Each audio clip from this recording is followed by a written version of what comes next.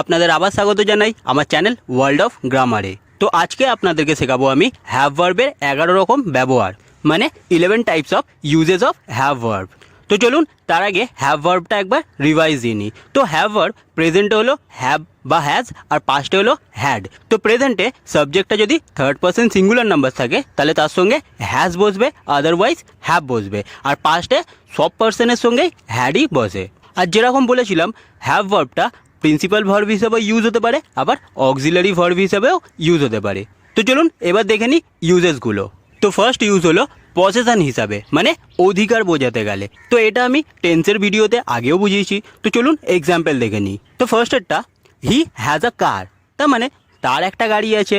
তো তারপরেরটা they have no money with them, তার মানে তাদের কাছে কোনো টাকা নেই। তারপরটা he does not have a car, তার মানে তার একটা গাড়ি নেই। তারপরটা do they have two cars, তার মানে তাদের কি দুটো গাড়ি আছে। তো দেখুন এখানে হ্যাভ ভার্বগুলো কী হিসাবে বসলো, পজিশন, তার মানে অধিকার বোঝাতে। তো নেক্সট ইউজটা দেখে নিই। তো ইটিং অ্যান্ড ড্রিঙ্কিং, তার মানে খাওয়ার ক্ষেত্রে বা ড্রিঙ্ক করার ক্ষেত্রেও আমরা হ্যাভ ভার্ব ইউজ করতে পারি। তো চলুন এক্সাম্পল দেখে নিই, আরও ক্লিয়ার হয়ে যাবে। তো ফার্স্টেরটা উই হ্যাভ লাঞ্চ টুগেদার, তার মানে আমরা একসাথে লাঞ্চ করি। সেকেন্ডেরটা I usually have breakfast at about 8, তার মানে আমি সাধারণত সকাল 8টায় ব্রেকফাস্ট করি। তারপর থার্ডেরটা he does not have coffee at night, তার মানে সে রাত্রে কফি পান করে না। আর ফোর্থেরটা have you had your dinner, তার মানে তুমি কি তোমার রাতের খাবার খেয়েছো। তো দেখুন এখানে হ্যাভ ভার্বগুলো কী হিসাবে ইউজ হলো, ইটিং বা ড্রিঙ্কিং, মানে খাওয়া বা পান করা হিসাবে। তো এবার তার পরের ইউজটা দেখে নিই। তো হ্যাভ ভার্বকে আবার আমরা sleeping, dreaming are taking rest, তার মানে ঘুমানো, স্বপ্ন দেখা বা রেস্ট নেওয়া হিসাবেও ইউজ করতে পারি। যেরকম এক্সাম্পল দেখে নিই। তো ফার্স্টেরটা I had a strange dream last night, তার মানে আমি আগের দিন রাত্রে একটা স্ট্রেঞ্জ ড্রিম দেখেছিলাম। আর সেকেন্ডেরটা they usually have a nap in the afternoon. তো এখানে আগে বলে দিই, ন্যাপ মানে হলো দিনের বেলায় বা দুপুর বেলায় কিছুক্ষণের জন্য ঘুমিয়ে রেস্ট নেওয়া। তো তার মানে এটার মানে হলো তারা সাধারণত দুপুরবেলায় কিছুক্ষণ ঘুমায় বা ন্যাপ নেয়। তো তারপরটা থার্ডেরটা we did not have a break in the morning, তার মানে আমরা সকালবেলা ব্রেক নিয়ে নিই। তারপরে ফোর্থেরটা did you have a good night sleep, তার মানে তোমার রাতের ঘুমটা কি ভালো হয়েছিল। তো দেখুন এখানে হ্যাভ ভার্বটা কী হিসাবে ইউজ হলো, স্লিপিং মানে ঘুমানো হিসাবে বা স্বপ্ন দেখা হিসাবে, ড্রিমিং বা টেকিং রেস্ট মানে রেস্ট নেওয়া হিসাবে ইউজ হলো। তো এবার তার পরের ইউজটা দেখে নিই। তো হ্যাভ ভার্বকে আবার আমরা কনভারসেশন বা ইন্টারাকশনের ক্ষেত্রেও ইউজ করতে পারি। এখানে কনভারসেশন মানে হলো কথোপকথন, মানে কারোর সঙ্গে কথা বলা। আর ইন্টারাকশন মানে হলো একে অপরের সঙ্গে ঝগড়া করা বা তর্ক করা, এগুলো বোঝাতে ইন্টারাকশন এখানে ইউজ হয়েছে। তো চলুন এবার এক্সাম্পল দেখে নিই। তো ফার্স্টেরটা I need to have a chat with him, তার মানে আমার তার সঙ্গে কিছু কথা বলার দরকার আছে। সেকেন্ডেরটা they had a big argument about money, তার মানে তাদের মধ্যে একটা বড় ঝগড়া হয়েছিল টাকার ব্যাপারে বা টাকা সংক্রান্ত বিষয়। তারপর থার্ডেরটা he had no conversation with his brother, তার মানে সে তার ব্রাদারের সঙ্গে বা ভাইয়ের সঙ্গে কোনো কথা বলেনি বা তার ভাইয়ের সঙ্গে তার কোনো কথোপকথন হয়নি। তো তারপরে ফোর্থেরটা did you have a chat with her, তার মানে তোমার কি তার সঙ্গে কথা হয়েছিল। তো এখানেও দেখুন হ্যাভ ভার্বটা কী হিসাবে ইউজ হলো, কনভারসেশন বা ইন্টারাকশনের ক্ষেত্রে ইউজ হলো। তো এবার নেক্সট ইউজটা দেখে নিই। তো হ্যাভ ভার্বকে আবার আমরা ট্রাভেলিং মানে যাত্রা করা বোঝাতে ইউজ করতে পারি। তো যেরকম এক্সাম্পল দেখে নিই। তো ফার্স্টেরটা they have a 23 hour flight from America, তার মানে তাদের 23 ঘন্টা জার্নি করার আছে আমেরিকা থেকে। তো তারপর সেকেন্ডেরটা we had a nice trip to Simla, তার মানে আমাদের সিমলাতে ট্রিপটা খুব ভালো ছিল। তো তারপর থার্ডেরটা he did not have a comfortable journey by bus, তার মানে তার বাসের জার্নিটা কমফর্টেবল ছিল না। তারপর ফোর্থেরটা did you have a pleasant journey, তার মানে তোমার জার্নিটা কি আনন্দময় ছিল। তো এখানে দেখুন হ্যাভ ভার্বটা কী হিসাবে ইউজ হলো, ট্রাভেলিং হিসাবে। তো এবার নেক্সট ইউজটা দেখে নিই।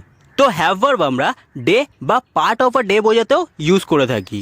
যেরকম এক্সাম্পল দেখে নিই। তো যেমন ফার্স্টেরটা he had such a tough day, তার মানে তার দিনটা খুব কঠিন ছিল, তার মানে হয়তো সে দিনটাতে খুব পরিশ্রম করেছে তাই সে টায়ার্ড হয়ে গেছে।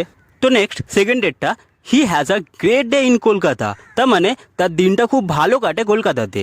তারপরটা থার্ডেরটা we did not have a good time there, তার মানে আমাদের সেখানে টাইমটা ভালো কাটেনি। তারপরে ফোর্থেরটা did you have a nice day বা হলিডে, বার্থডে অর আফটারনুন বা ইভিনিং। তো যেমন বললাম ডে বা পার্ট অফ ডে দুটো হিসাবেই আমরা হ্যাভ ইউজ করতে পারি। তো এখানে দেখুন ডে, হলিডে বা বার্থডে এটাও ইউজ করতে পারি, আর পার্ট অফ ডে মানে আফটারনুন বা ইভিনিং এটাও ইউজ করতে পারি। তো তাহলে এটার মানে হলো তোমার দিনটা কি ভালো কেটেছিল। তো তারপরের ইউজটা দেখে নিই। হ্যাভ ভার্বকে আমরা ইভেন্ট, অ্যাকশন, এক্সপিরিয়েন্স বা অ্যাক্টিভিটিকে ইন্ডিকেট করতেও ইউজ করতে পারি। তো যেরকম এক্সাম্পল দেখে নিই। তো ফার্স্ট এরটা, we had a birthday party last night. তার মানে আমাদের একটা বার্থডে পার্টি ছিল লাস্ট নাইটে। তো তারপরে সেকেন্ড ডেটটা, they have a tough competition, মানে তাদের একটা টাফ কম্পিটিশন আছে। তো থার্ড ডেটটা, he does not have much experience of travelling. তার মানে তার ট্রাভেলিংয়ের সম্পর্কে বেশি ধারণা নেই বা এক্সপিরিয়েন্স নেই। আর ফোর্থ এরটা, do you have two matches today. তার মানে তোমাদের কি দুটো ম্যাচ আছে আজকে রে। তো এখানেও দেখুন হ্যাভ ভার্বটা কী হিসাবে ইউজ হলো, কোনো ইভেন্ট, অ্যাকশন, এক্সপিরিয়েন্স বা অ্যাক্টিভিটিকে ইন্ডিকেট করতে।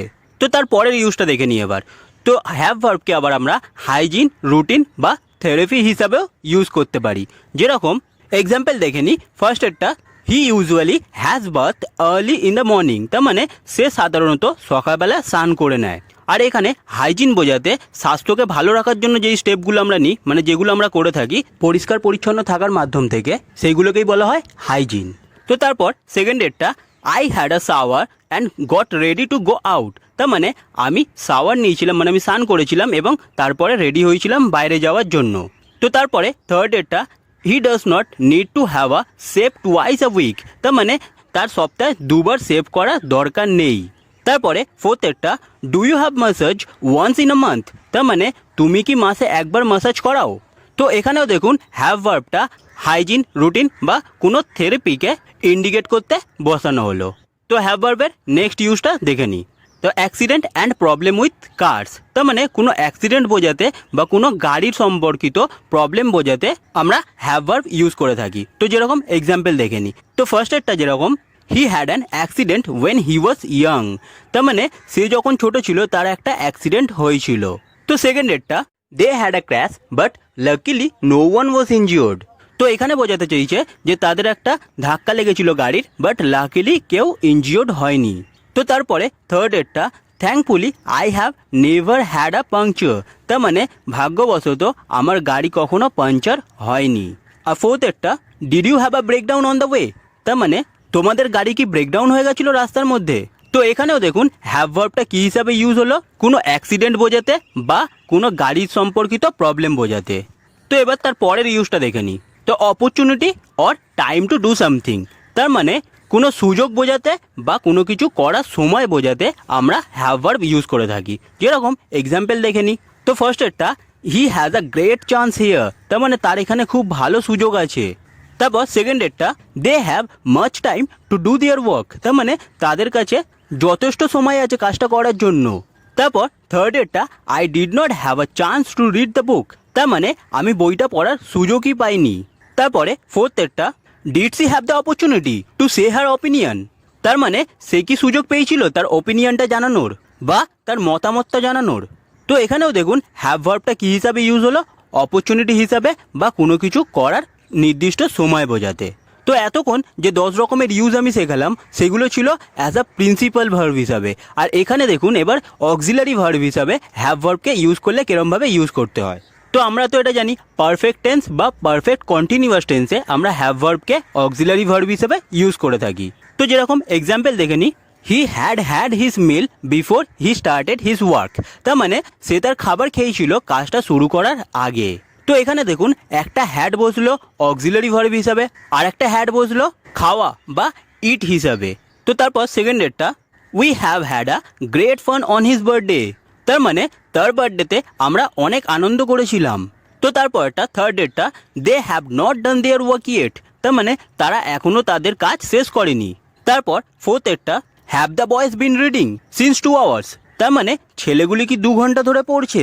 তো এখানে দেখুন হ্যাভ ভার্বটা অক্সিলারি ভার্ব হিসেবে ইউজ হলো। তার জন্য হ্যাভ ভার্বের পর দেখুন এখানে মেন ভার্ব বা প্রিন্সিপাল ভার্বের পাস্ট পার্টিসিপাল ফর্ম বসছে। তো দেখুন হ্যাভ ভার্বের 11খানা ইউজ আমি এখানে শিখিয়ে দিলাম। তো একবার রিভিশন দিয়ে নিই। তো ফার্স্ট একটা, টু ইন্ডিকেট পজেশন মানে অধিকার বোঝাতে। সেকেন্ড একটা, অ্যাজ ইটিং অর ড্রিঙ্কিং মানে খাওয়া বা পান করা হিসাবে। থার্ড এরটা as sleeping dreaming and taking rest, তার মানে ঘুমানো, স্বপ্ন দেখা বা রেস্ট নেওয়ার ক্ষেত্রে। ফোর্থ এরটা to indicate conversation and interaction. Fifth এরটা অ্যাজ ট্রাভেলিং। সিক্সথ এরটা to indicate a day or part of a day. Seventh এরটা to indicate an event, action, activity and experience. Eighth এরটা to indicate hygiene, routine and therapy. Ninth এরটা to indicate accident or problem with curse. Tenth এরটা to indicate opportunity or time to do something. আর 11th এরটা in perfect and perfect continuous tense. তো এই 11 রকমভাবে আমরা have ভার্বকে use করা শিখলাম, যদিও এর থেকে বাইরে আরও অনেকভাবে আমরা হ্যাভ ভার্বকে ইউজ করতে পারি। তো আশা করি হ্যাভ ভার্বের এই 11 রকমের ইউজেস আপনাদের কাছে ক্লিয়ার হয়ে গেছে। যদি এই ভিডিওটা আপনাদের কাছে ইউজফুল বলে মনে হয় তাহলে অবশ্যই লাইক করবেন। আর যদি এই ভিডিওটাতে বেশি লাইক আসে তাহলে আমি আপনাদেরকে হ্যাভ ভার্বকে আরও কত রকমভাবে ইউজ করা যেতে পারে সেইগুলোও শেখাবো। তো আজ এতটাই, ধন্যবাদ।